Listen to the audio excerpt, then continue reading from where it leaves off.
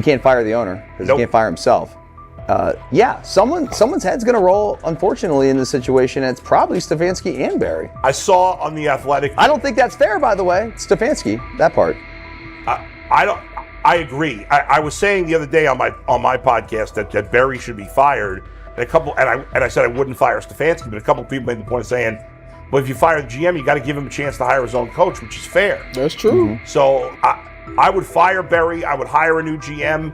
If that GM thinks Kevin Stefanski's a good coach, wants to stick with him. Right. The situation in Cleveland has escalated with the NFL. Sources indicate GM Andrew Barry is prepared to move on from head coach Kevin Stefanski if he refuses to elevate Shedeur Sanders. The Browns are weighing a major quarterback change. Leadership appears to be aligning behind Sanders and pushing for immediate action. This is a high-stakes decision about control and the team's direction. I think it's unfair for me to comment in I guess, maybe on behalf of the industry. All I can say is this, the time that we spent with Shedeur, and what he's done throughout his college career is impressive. He's an impressive young man.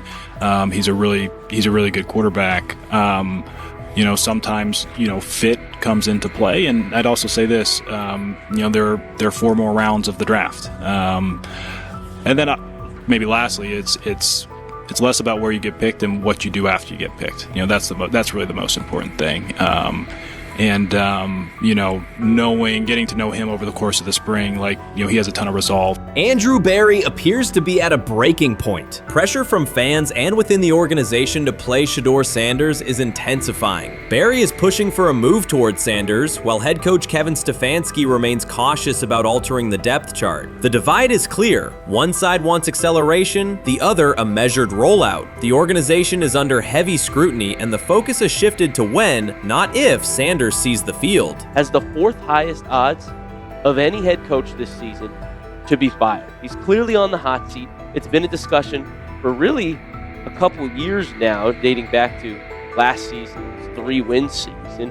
And he's always had kind of hot and cold seasons. And now the sports books are saying he's 4th on the list. Number 1 is Mike McDaniel of the Miami Dolphins, Brian Dable of the Giants at 2, Shane Steichen at 3, and there is Kevin Stefanski plus 650 to be fired. This has moved beyond tension to outright stubbornness. Rather than elevating Shedeur Sanders, the staff has chosen Dillon Gabriel. The current depth chart looks less like a forward plan and more like resistance to change. Fans have been clear about who they expect to see, yet the organization keeps delaying. Every week without a real evaluation of Sanders slows development and blurs accountability. Cleveland is choosing a conservative approach when a decisive decision is needed, sending a message of uncertainty to both the locker room and the city. Now being the 3rd-string quarterback for the Cleveland Browns, was that so much was made out of unbelievable. He actually made the team as the 3rd-string quarterback. Like that was a big deal. Like that was somewhat of a surprise to a lot of people. He should have been the first pick in the draft. Kevin Stefanski appears to be doubling down to validate his approach. Despite sustained demand from Browns fans to see Shedeur Sanders reflected in chants, merchandise, and constant discussion, he continues to keep Dillon Gabriel in front on the depth chart. The decision functions as an assertion of control rather than a response to momentum. Even with clear signals from the fan base, Stefanski is staying with Gabriel and delaying a full evaluation of Sanders. It is a deliberate choice to maintain his plan and pacing, not to accelerate change. Cleveland is prioritizing continuity over recalibration, keeping any transition to Sanders on hold. But yeah, I mean, the Browns are in a tough spot. They have wasted. You traded a ton of high draft capital to get Deshaun Watson. You've gotten nothing out of Deshaun Watson and missed an opportunity. Like, who knows who they would have drafted. Now, maybe they would have screwed up those picks and the Browns would still be in bad shape. Andrew Berry is likely frustrated watching Dillon Gabriel default to conservative throws while the offense stalls. From a football perspective, this appears to be the hill Kevin Stefanski is choosing to stand on. Keeping Gabriel ahead of Shedeur Sanders has limited the unit's explosiveness and prevented a full evaluation of a higher ceiling option. Drives end quickly, field position flips, and momentum is lost while Sanders remains on the sideline. Fan patience is wearing thin. Each ineffective series intensifies criticism and shifts scrutiny toward the coaching staff's criteria for the depth chart. With every additional snap for Gabriel, the decision reads less like an open competition and more like rigid adherence to a plan that isn't producing results. The optics are clear. A dynamic quarterback sits while a cautious approach keeps the offense in neutral. If this continues, accountability questions will grow inside and outside the building. What performance benchmarks keep Gabriel ahead of Sanders? When will Sanders receive first-team reps in live situations to allow a fair comparison? The front office must decide whether to preserve continuity or pivot toward a timely assessment of Sanders. The longer the current approach stays in place, the more it signals stubbornness rather than adaptation, and the more pressure mounts to realign the plan with on-field output. I honestly see it happening if the Browns lose a bunch of games. Like if they get 5 wins or less, I see the report coming out now that Stefanski will be fired. I don't want it to happen. I want the Browns to be good, win a bunch of games. I think that they're going to be a team that is slept on and can at least get 7 wins, which is why if they don't, I see Stefanski getting all the blame for that, and there'll be a new coach in Cleveland. Because their players, to me, are there once again. We've talked about the incredible rookie class. The approach in Cleveland lacks consistency. One week, Andrew Berry signals he wants Shedeur Sanders on the field. The next, Dillon Gabriel gets the reps and the plan stays conservative. Through it all, Kevin Stefanski shows limited urgency despite pressure on his job security. Fans are asking for an offense that can push the ball, change field position, and produce points. Instead, the unit leans on short throws and cautious sequencing. Gabriel's play keeps the ceiling low and momentum static, while a full evaluation of Sanders is postponed. The result is growing frustration and a clear disconnect between the front office, coaching staff, and expectations in the stadium. The NFL tried to teach him and his father a lesson. You don't act like that. You don't talk like that before a draft. We'll show you how our game is played. We will watch you plummet all the way. I think he would have gone undrafted except for that owner in Cleveland. And he is the key to everything because he is something of an against the grain maverick owner. He's kind of a wannabe Jerry. Fan speculation is growing. Some believe Kevin Stefanski lacks confidence in Shedeur Sanders. Others think he's prioritizing Dillon Gabriel for reasons unrelated to performance. A more extreme view claims Stefanski is manipulating outcomes to secure a buyout. Whatever the motive, the risk is clear. This approach is straining his relationship with GM Andrew Berry and alienating the fan base. Pressure is rising, Berry's patience is running out, and supporters have shifted from requests to demands. If the current plan continues, calls for a change in quarterback and accountability will intensify. Rich Eisen addressed the armchair analysts and online critics head-on. Shedeur Sanders just received his opportunity and the backlash arrived immediately. Eisen responded with a clear point-by-point case explaining why the criticism misses the mark. If you thought Shedeur's rise was rapid, Eisen's analysis puts it in proper context. Here's what he laid out on air. Already speaking in Cleveland high schools. Weekend after, flying out immediately to get to work. But his character's terrible, right? You know, and listen, oh, he interviewed bad, you know.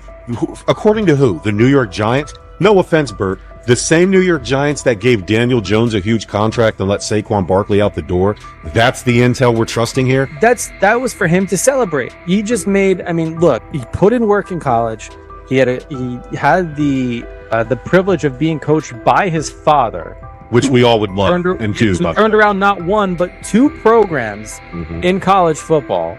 And then literally for any athlete being drafted at the highest level is a success story in itself. Rich Eisen delivered a direct response to the critics. He addressed the online claims reducing Shedeur Sanders to Deion Sanders' son instead of evaluating him as a quarterback on merit. Eisen challenged those assumptions and refocused the discussion on performance, preparation, and opportunity. Say Kenny Pickett had strained his hamstring. Shedeur, they say his first day in pass, 9 for 9, 2 touchdowns, no interceptions. Really was just hating on this young guy. Within minutes, Rich Eisen delivered a structured breakdown, addressing each claim with evidence and dismantling weak narratives through clear analysis. He replaced speculation with data and kept the focus on what matters: decision-making, accuracy, leadership, preparation, and game management. The reality is simple. Shedeur Sanders was not given this opportunity. He earned it through performance and consistency against real competition. He accepted the role, met the standard, and handled the moment with professionalism and urgency. No shortcuts, no favors, just results and readiness. Eisen's point was direct. Evaluate Shedeur on his work, not assumptions, and acknowledge that he has justified the opportunity on the field. I've done it at 2 locations already, so it's simple. So that's why when people say I'm not, one of the top quarterbacks or the top quarterback, is what are y'all going based off of? Because I did it year after year after year, and you see the progression. So it's like, obviously, it got to be some type of external hate that you have for the family, for the last name, for anything, because I know I proved myself. While many were still debating whether he was NFL ready, Shedeur Sanders stepped onto the practice field and operated like a clear QB1, setting protections, controlling tempo, and executing the plan. The narrative that he is just flash, media attention, or his father's influence does not hold up against his work in installs, progressions, and situational drills. What he showed was composure, efficiency, and command of the offense. He processed quickly, protected the football, and delivered on-time throws, demonstrating preparation and control. I'm a firm believer. If I wanted Shedeur Sanders at 2, at worst at 33, of course I already think that he's better than other quarterbacks, because that's the type of talent. That's where I would have picked him at. And if he was at 2 or 33, and he still had the same exact skill set, we would be talking about him starting and playing. Right. Well, there'd only be 3 quarterbacks. It'd be 3 quarterbacks, not 4. 4, yeah. But since he moved to the 5th round, that's cool. They might have to go along with it. But to me, I think if you ask who got the best tools, I'm going with Shedeur Sanders. From the first day of camp, he was not there to get by. He arrived to lead. There was no hesitation in installs, no lapses in fundamentals, just precise timing, clean footwork, and consistent velocity to every level of the field. He managed protections, controlled cadence, and delivered in situational work, showing command rather than learning on the fly. The approach was efficient and disciplined, with attention to detail and progressions and ball placement that reflected preparation, not improvisation. At the same time, Rich Eisen addressed the narrative directly and backed it with evidence. He laid out clips, context, and performance markers to cut through speculation. Eisen emphasized that Shedeur Sanders did not step into this moment because of publicity. He built toward it through sustained work, resilience, and results. The background, media readiness, high football IQ, and a professional approach was developed over years, not days, and it translated to immediate operational control of the offense. The resistance came from familiar places. Some in the traditional guard still framed mobile quarterbacks as limited and expected the nepotism label to define him. That view did not hold up against what was on the field. Composure under pressure, secure decision-making, accurate throws into tight windows, and consistent execution in red zone and 2-minute sequences. Eisen's point was clear. Evaluate Shedeur Sanders on performance and readiness. The evidence shows he earned the opportunity and is meeting the standard with accountability and consistency. Yeah, teams didn't draft him because they didn't think he was first-round talent. And the quote we played and that's on the screen, I think is flatly wrong. We all know this shouldn't have happened. Yes, it should have. It should have happened because this wasn't. Now, again, teams can be wrong. The league as a whole can be wrong. Hell, the Baltimore Ravens drafted a 25-year-old tight end before they drafted Lamar Jackson in the same draft. The die is not cast on who Shedeur Sanders. He stated it plainly. This is not a celebrity appearance. This is a quarterback with pocket presence, leadership, and decision-making that stands on its own. You either show it or you settle into a backup role. Shedeur Sanders is not auditioning. He is establishing himself as the starter. When the opportunity arrived, whether through injury, trade, or depth chart changes, Shedeur was prepared and delivered. He did not hesitate. He executed the offense and finished drives. As others tried to catch up to what they were seeing, Rich Rich Eisen reinforced the same message he has been repeating: evaluate the work. Camp reports have been consistently positive, but the important shift is how the performance is being received. Casual attendees who came to observe left talking about Shedeur's command and poise. Detailed observers focused on his pre-snap reads, protection checks, and audibles, highlighting the mechanics, timing, and ball placement that support efficient, controlled play. Sometime last week, and then and I just tweeted that out again this morning, and then today the Joe Flacco one got posted. So running through this, and then of course we'll still have Dylan will be next, and then Shedeur will come last. As training camp nears, Mary Kay Cabot is providing straightforward analysis of the Cleveland Browns quarterback competition. The starter has not been named, but she has moved away from her earlier skepticism of Shedeur Sanders and now acknowledges his talent and potential. Cabot explained that if Joe Flacco is chosen to start week 1, it will mean he is the most prepared to play immediately. This approach would also give younger quarterbacks such as Kenny Pickett time to adjust, refine their skills, and maximize their potential while Flacco handles the early workload. She added that a Flacco start would not prevent Sanders from earning the position later in the season. The depth chart remains flexible, and Sanders' continued development could put him in line for an opportunity as circumstances evolve. Cabot also noted that Pickett could win the job for week 1, but he must demonstrate he can integrate smoothly with the offense and perform reliably under pressure. The Browns want a leader who can control the huddle, execute plays efficiently, and maintain composure. Pickett's performances in upcoming practices and preseason games will be critical in determining whether he secures the starting role or Sanders ultimately takes the reins as the season progresses. Things like that. It doesn't mean that that Kenny can't swoop in there and steal that job by them, but he's really going to have to show that he has a complete mastery of this scheme and this system, and that they don't have to dial it back a lot to put him in there. So these will be some considerations, and I do think that that as the preseason goes along, it will become evident.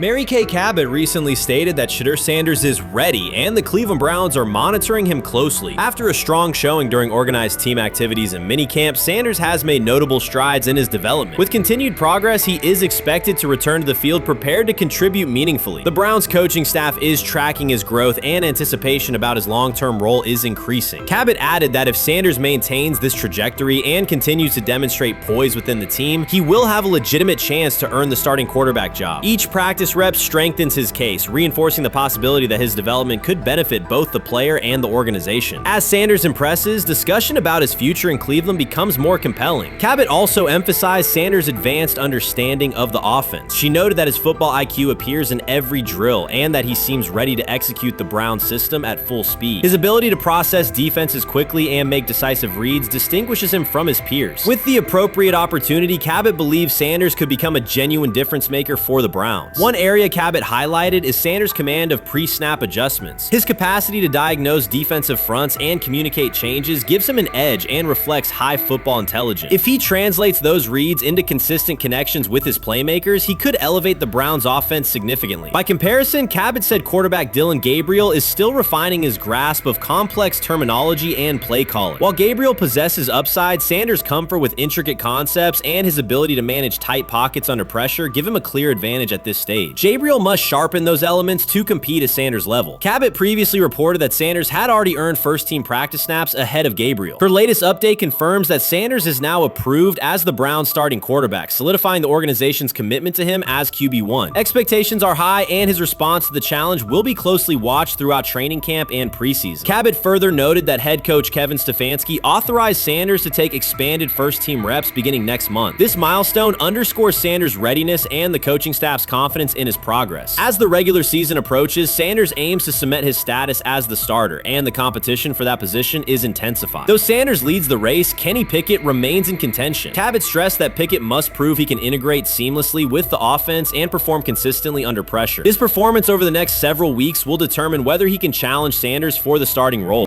With both quarterbacks vying for the top spot, the Browns' Week 1 starter will be one of the most scrutinized decisions of the upcoming season. For now, Cabot's reporting underscores Sanders' rapid ascent, strong football intellect, and growing command of the offense, qualities that position him well to lead Cleveland's offense when the opportunity arrives. Grab hold of the starting job. Yes, but I don't think we're going to know which one until we get deep into August. Now, I think we tracked the reps everybody was getting at practice throughout the OTAs and minicamp. But when you talk to people there, they just want to make sure everybody got what they needed. And that, Kenny Pickett, we find out if he has the goods to be the starter. Joe Flacco, they back him off a little bit. He's 40. He may not need as much. The rookies, Shedeur Sanders and Dylan Gabriel, what do they need to learn to make the transition from the college game to the pro game? That's what the spring was about for the Browns quarterbacks. Now, Shedeur Sanders has moved from social media celebrity to on-field standout, and ESPN now lists him among its first-team candidates. Reactions are split. Some fans are impressed while others are skeptical. Whether this reflects Deion Sanders' long-term strategy or simply Shedeur's rapid development, the story is drawing widespread attention. Here's a look at what led to this moment. They never planned on taking him. The problem is, like Ocho Cinco said, you got somebody that has endeared himself to the locker room. And guess what? The difference between him and Tim Tebow, the biggest one, is he can play. He can throw the ball. Tim Tebow running around being an H-back. He can throw the ball. And he's done everything he needs to do. He ain't saying nothing. He ain't rocking the boat. He ain't mad about the reps. He ain't mad about none of that. All the people out there want to see is this, like Tyvis said earlier. We want to see what he can do with Jerry Jeudy. Online reactions are sharply divided. Some fans strongly support Sanders, while others argue he is overrated. Traditional analysts cite statistics and claim his recognition comes mainly from his father's name. Sanders supporters are actively celebrating his rise and already predicting a future NFL career. Sports media outlets have made his candidacy a central topic of debate. The discussion now extends beyond statistics and victories to include his marketability, public image, and on-field presence. sorry. Is Shedeur Sanders going to get a chance to win this job? Do you believe he gets a legit shot to win this job? Listen, I think, first of all, the action's going to really start in training camp. Like, forget all the OTA stuff. You don't win a job in OTA. The real action starts in training camp. And just like Shedeur said, during the mini camp, when it's time to take your reps, you got to make the most of it. Because I think early on, there's going to be a lot. Remember, Joe Flacco didn't hardly practice in OTAs and mini camps because they were giving the young guys. Right. So when he gets his opportunity, he's going to have to make the most of it. Analysts are closely reviewing game footage to evaluate Sanders' decisions and mechanics, while others examine his social media activity to see how he balances content creation with quarterback duty. Shedeur Sanders' placement on ESPN's early first-team list has taken over the college football conversation. Supporters circulate his highlights and argue that his on-field production and leadership justify the honor. Skeptics claim the recognition relies too heavily on his family name and question whether his resume is strong enough for first-team status. Analysts are rewatching game footage to assess his reads, accuracy, and pocket presence, while others examine how he balances a high-profile social media presence with quarterback responsibilities. The debate has pushed other storylines, such as conference realignment and NIL issues, into the background, leaving fans and commentators focused on Sanders' performance, marketability, and overall impact on the sport. I'll keep saying it. I believe Shedeur Sanders should play more games than any other quarterback on this roster this year, because he's the only guy that I look at and say they might have something here. Because I'm telling you right now, they left night one of the draft saying we are taking our quarterback next year. So it's on Shedeur or Dylan or Kenny, probably not Joe, to change their mind. To change their mind. But you got to find out. You got to find out. Opinions differ on whether Sanders is benefiting from his family name or simply showing real progress, but the attention is undeniable. Social media is flooded with edited images elevating him to legendary status. Critics argue the first-team nod is driven by hype and marketability, while supporters point to his flashes of strong arm talent, field vision, and decision-making. Regardless of motive, the announcement has dominated the football news cycle and intensified debate over how much of his rise is performance-based versus media-driven. Highlight reels rarely show Sanders' turnovers, late-game mistakes, or inconsistent stretches. Being named to a first-team watch list suggests sustained dominance, something Sanders has displayed only in flashes. His selection appears driven as much by brand recognition and media appeal as by performance. ESPN's decision has intensified debate. Data-driven critics post statistics that question his resume, while passionate supporters predict awards and future NFL success. Commentators recall a time when first-team consideration required years of proven excellence. Yet many fans already see the announcement as confirmation that Sanders is on track for major college football honors. Shedeur Sanders has earned first-team reps when training camp commences later in July. I'm not saying like he's the first guy up when you do 11 on 11s, day 1, 2, 3, 4, 5 at training camp. I'm not necessarily saying that. But he's the one quarterback that we didn't get a chance to see take reps with the ones. But I think Shedeur has a chance to make this conversation interesting if he gets those reps with the ones and he has the same success that he did with the 2s, the 3s, and the 4s. I have confidence he can show you something, but I got to see it. We all got to see it before we can actually judge that. Some believe Deion Sanders is already preparing for an award ceremony, while others are furious, threatening to protest ESPN's credibility over Shedeur's first-team mention. Critics argue that honoring Sanders without a full season of elite play undermines college football standards. Supporters insist his performance and profile justify the recognition. The debate reflects a broader clash between traditional merit-based evaluation and modern brand-driven visibility. In today's landscape, first-team consideration is no longer only about statistics. It also involves marketability and audience engagement. Whether welcomed or rejected, Sanders commands attention and embodies the sport's shift toward both performance and personal brand. When he led college football in completion percentage and he threw almost 40 touchdowns for over 4,000 yards, how tall was he? Because they make it seem like he shrunk all of a sudden, RC. Oh, how lively was his arm? Because all I know is somebody did that. Somebody threw for over 4,000 yards, somebody threw for almost 40 touchdowns, and somebody led college football in completion percentage. Now, I'm trying to figure out, what I try to figure out all the time, Mel, is how a guy that hadn't played football in almost 5 months. Shannon Sharpe has publicly defended Shedeur Sanders and criticized those questioning him. Sanders has earned higher recognition and some fans are responding negatively. Although there's debate about whether he belongs on a second-team list, Sharpe maintains that Sanders' career is clearly ascending. Reactions on social media are mixed. Some users are angry, others are surprised, and a few say they anticipated this result. The conversation remains active. When reports confirmed that Shedeur Sanders had been elevated from second team to near top-tier status, Shannon Sharpe issued an emphatic response. He delivered a detailed rebuttal to critics, underscoring why Sanders deserved the promotion and directly challenging those who doubted the decision. I don't think that he was underprepared during these meetings. I don't believe any of these stories that he showed up arrogant and that he was bombing his interviews. I mean, you watch the film, he's on time, he's on point.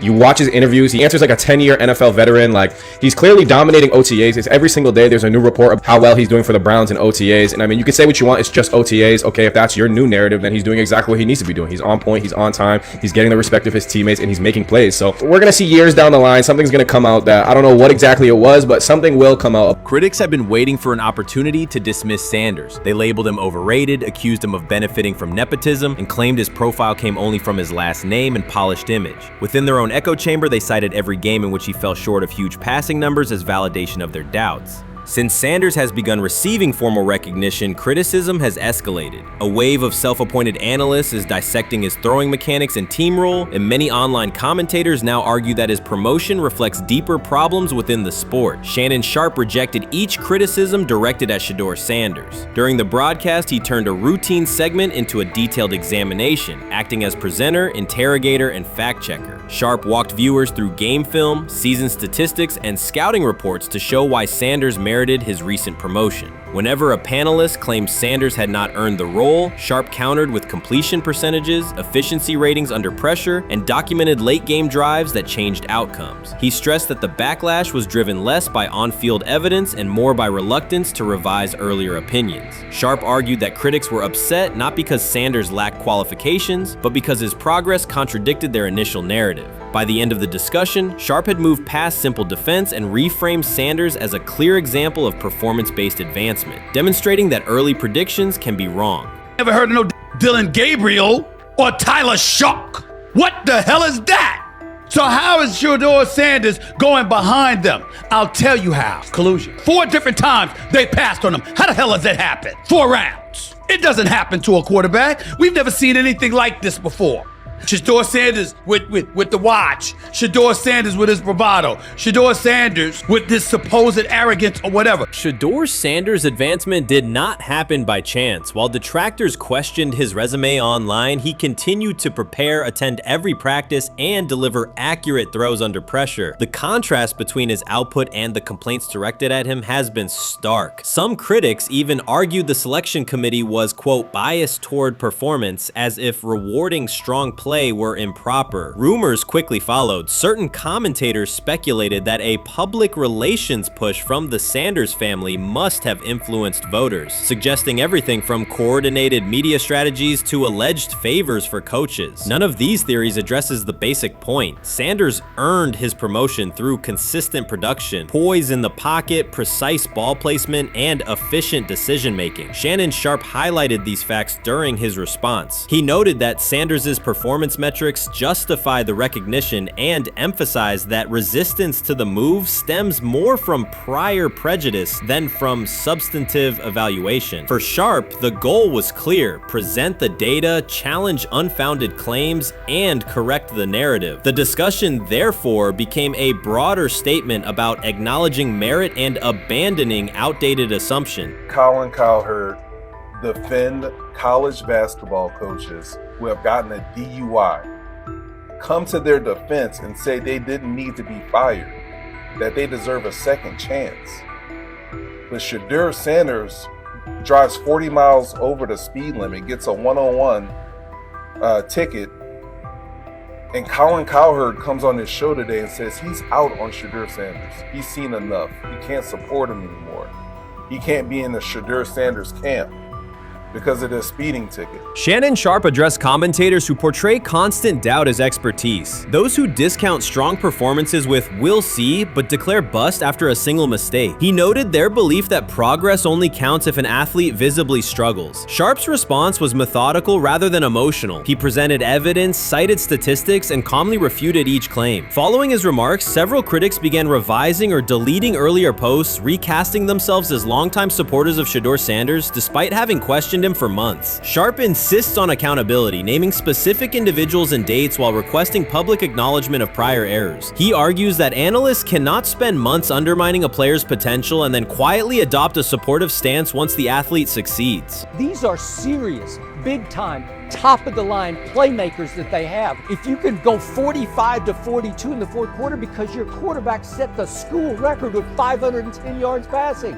He was flawless. Shedeur is big time. I didn't know for sure, will it translate to the next level of competition? Yes, it might translate to the next level of competition as he can play. Critics who once claimed Shedeur Sanders was unprepared now hesitate to acknowledge their mistake. They resist retracting earlier comments and struggle to accept that an athlete can succeed without their approval. Sanders continues to share practice clips and game highlights without engaging the debate, while Shannon Sharpe documents every dismissive remark, ready to revisit them on national television. The disapproval did not slow Sanders. It underscored his progress and exposed the gap between perception and performance. As a result, the conversation has shifted. Analysts who doubted him now describe him as undervalued and publish detailed evaluations of his mechanics and game management, suggesting long-standing familiarity with his career. In a matter of weeks, critics have recast themselves as advocates, demonstrating how quickly opinion can change when consistent results leave little room for doubt. Shannon Sharpe signaled that his commentary is not over. He considers Sanders' advancement a positive outcome for every athlete who has been overlooked or criticized for having confidence. Sharpe stressed that analysts do not have the authority to determine who deserves recognition based on personal preference. The reaction to Sanders' promotion, he argued, revealed how quickly opinions can shift once results are undeniable. Sharpe pointed out that many vocal critics became quiet when confronted with objective performance data. This exchange, Sharpe insisted, reached beyond defending a single quarterback. It challenged the practice of dismissing achievements that do not fit familiar narratives. He reminded viewers that success does not require external approval and that consistent talent will surface despite online commentary intended to minimize it. While critics reconsider their positions, Sharpe remains steady, assigning credit to the athlete and allowing the scoreboard to confirm the argument. In his view, the statistics speak clearly enough. Sharpe also emphasized that the intensity of the backlash must be placed in context. College football is a volatile environment where unexpected outcomes are common. Therefore, declaring failure based on incomplete evidence only weakens the credibility of sports analysis. The discussion underscored the need for measured evaluation rather than reactive judgment. Zach Jackson and him and everybody else that we talked to have said that Shedeur looks good. He looks really good. He looks better. And we got Zach that say Dylan Gabriel ain't even an NFL quarterback. It's true. So how is it that this man can't get a rep with the ones, but that non-NFL quarterback can? We all what agree with sense that. does that make? Some observers now claim that recognizing Shedeur Sanders' strong performance undermines football's traditional standards, even though they previously argued he received coverage only because of his father. Faced with Sanders' current statistics, those critics are searching for explanations that fit their earlier narrative. The data have always been clear. Their earlier objections ignored that fact. Shannon Sharpe is openly highlighting this reversal, comparing past negative remarks with Sanders' recent 400-yard games to demonstrate the gap between criticism and evidence. Sharpe did not force these commentators to backtrack. He simply displayed their earlier claims alongside Sanders' results, allowing the contrast to speak for itself. You first, when you take a look at both of these QBs, who had the most impressive start so far in the preseason? Well, to me, it was Shedeur. I didn't see any interceptions when he was out there. Did you see anything like that? I mean, don't get me wrong. I don't think Dillon Gabriel did a bad job. I was impressed with the brother, but I'm going to go with Shedeur. You know, the pressure was on him. The spotlight was on him. Stephen A. Smith didn't just call out Dillon Gabriel. He held him accountable and made him rethink his comments. The moment Dillon Gabriel spoke and went after Shedeur Sanders, it wasn't a minor slip. He crossed the line and stepped directly into Stephen A. Smith's wheelhouse. And Smith answered with a clear, direct response that left no room for misinterpretation. The comparisons were emanating from the media more so than anybody else. And that's what I think, that's exactly who I think he was directing his comments towards. Having said that, Dillon Gabriel, respectfully, it was stupid. A very dumb comment to make. First of all, let me tell you something right now.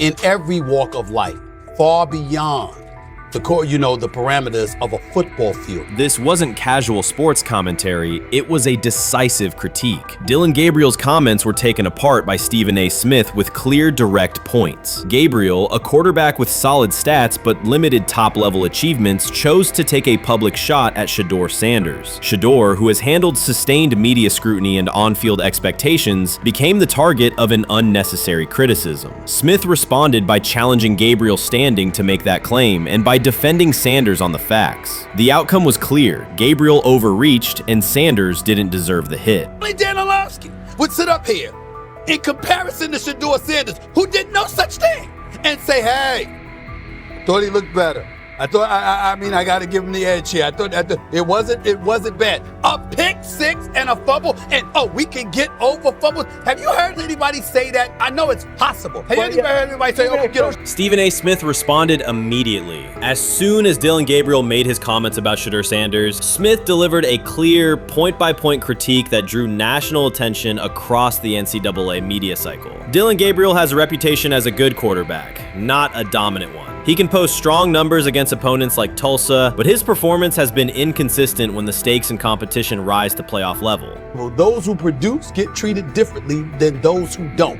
What he said echoes the mentality of all of America practically, and most certainly the world, as we see things being globalized more and more every day. It was a stupid, idiotic, immature comment, because clearly you were feeling the heat because a lot of people was talking about how Shedeur should be QB. Dillon Gabriel is a capable quarterback, but not a standout. Even so, he chose to talk down to Shedeur Sanders, a quarterback who has navigated constant scrutiny and pressure and still represents the future of a program that was struggling before he arrived. The comparison was weak. The criticism was unnecessary. Stephen A. Smith recognized that and dismantled Gabriel's argument with a clear, direct response. How the Browns react to this, how the locker room reacts to this, how Shedeur reacts to this, because it was a clear shot at Shedeur. But let's say Dillon Gabriel's talking about the media. How could you be a brand new quarterback in the NFL and the first time you get behind a mic after your first game, you throw the media under the bus? That's arrogance. Stephen A. Smith excels in moments like this. When Dillon Gabriel made his remarks about Shedeur Sanders, Smith responded with a focused, direct critique. He questioned Gabriel's standing to make that claim, noting that Gabriel has transferred between programs and has not been a Heisman finalist. Without theatrics, Smith laid out why Gabriel's resume doesn't justify taking public shots at Sanders. Smith's point was clear. Targeting Shedeur Sanders, a quarterback central to his program's future and consistently under intense scrutiny, was misplaced. Gabriel's criticism lacked the substance to support it, and Smith methodically showed why. Today on his 42nd I want you to be meaner. birthday. That's number one. Number two, after the game, the Browns head coach Kevin Stefanski said there was a mix-up in the routes and that players were in the area that they shouldn't have been. Look at Stephen A's face. Look at Stephen A's face.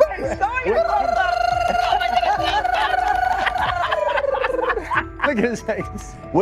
Stephen A. Oh my Lord. The strength of Stephen A. Smith's response was that he didn't just address Gabriel's remarks. He challenged the image around him. Dillon Gabriel often presents himself as an overlooked contender ready to surprise. But the reality is that his profile hasn't commanded broad attention. It's a clear reminder that not every opinion carries equal weight. In defending Shedeur Sanders, Stephen A. was direct and precise. Shedeur isn't just a quarterback. He is Deion Sanders' son, which subjects him to scrutiny far beyond anything Gabriel has faced. Even under that pressure, Shedeur has maintained his composure, shown confidence, and delivered in key moments that helped revive a program many had written off. Stupidity, all of it.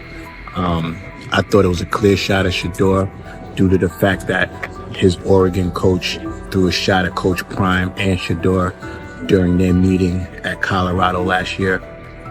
But you know what? The cream rises to the top. Let's see what happens this week. I see a lot of the media talking about they think it was about the media and not about Shedeur. And I think that's a chess move. For Dillon Gabriel to take shots at Shedeur Sanders was a miscalculation. Stephen A. Smith made the mismatch clear. Gabriel's attempt to shame Sanders was unnecessary and counterproductive. You don't target Deion Sanders' son when Deion has turned Colorado into primetime television. It underscored that Dillon Gabriel has often played with a chip on his shoulder because the spotlight hasn't followed him. He has been around long enough to compile numbers but not to earn broad respect. That's why going after Shedeur was misguided. Sanders, despite ups and downs, drives headlines. Gabriel's most notable headlines have been his transfers. Stephen A. Smith pressed that point without hesitation, challenging Gabriel's standing and leaving his argument looking like a forced throw that turns into a pick six. You know what? Still needs to thank me a little bit more for that restaurant I treated him and his family to, because it was big time, and stop embarrassing me by going places and trying to use coupons. That's how pathetic he is. The point is that a pick six and a fumble is usually considered a bad day. Stephen A. Smith didn't need to raise his voice to make the point. He presented Dillon Gabriel as a player whose talk outpaces his resume and defended Shedeur Sanders with clear comparisons. That's why he called Gabriel out so directly. The comparison wasn't just unfair, it was forced. Now look at Gabriel's record. The numbers are solid and he can win against average defenses, but the resume lacks defining markers. There's no sustained Heisman contention, no late season surge that reshaped the national picture, and no postseason moment that cements a legacy. The track record reflects steady production, not top-tier impact. That's the gap Smith underscored. Gabriel's criticism of Shedeur Sanders wasn't supported by what he has accomplished, while Sanders continues to carry a program under constant scrutiny. Let's see some of them step up and make some plays out there. Ain't no way. Gabriel ain't no way. He's not built like that. No way. And this one is picked off and going back the other way. Oh my God, why did he stop playing? Now it's a foot race. And that is that. They told me bust out my AP, perfect timing. H-shot, we about to get legendary. Shedeur started next game, baby. Shout out Dillon though, you know what I'm saying? Bro, I love you, my heart. What am I bigger than cheese, bro? You know what I'm saying? But Shedeur got it. Shedeur Sanders is a national brand who draws viewers for both performance and result. Dillon Gabriel's attempt to diminish him read as resentment. And Stephen A. Smith called out the insecurity and lack of awareness directly. Colorado under Deion Sanders is prime time, and Shedeur sits at the center of that spotlight. If Gabriel expected the sports world to agree while he took a shot at Shedeur, he misread the moment. Smith dismantled the argument and questioned the credibility behind it. Gabriel will move on. He'll keep playing, give interviews, and have fans, but this exchange will trail his media profile as a reminder of a misstep. It's a clear example of a resume that doesn't justify taking public aim at a quarterback carrying that level of scrutiny and responsibility. For the Cleveland Browns preseason game today is that the way that some white folks watched Shedeur Sanders last week is the way that some black folks were watching Dillon Gabriel today. And it's not Dillon Gabriel for Dillon Gabriel's sake. Most folks don't have a problem with Dillon Gabriel. It's what he represents, which is the disrespect of a black person for no other apparent reason than they are a confident black person. Dillon Gabriel thought he was aiming up. Instead, he was placed back among quarterbacks who are good but not great. Stephen A. Smith made the central point. Dillon Gabriel doesn't shape the conversation. Sports are about narrative as much as numbers, and Gabriel's story doesn't move the culture, while Shedeur Sanders does. Smith highlighted that contrast clearly. By the end, Gabriel's credibility had taken a measurable hit. The critique was decisive and sent a broader message to any player considering public shots at Shedeur Sanders. If you step into that debate, you will be held to a higher standard and your resume will be tested. Dillon Gabriel learned that the hard way.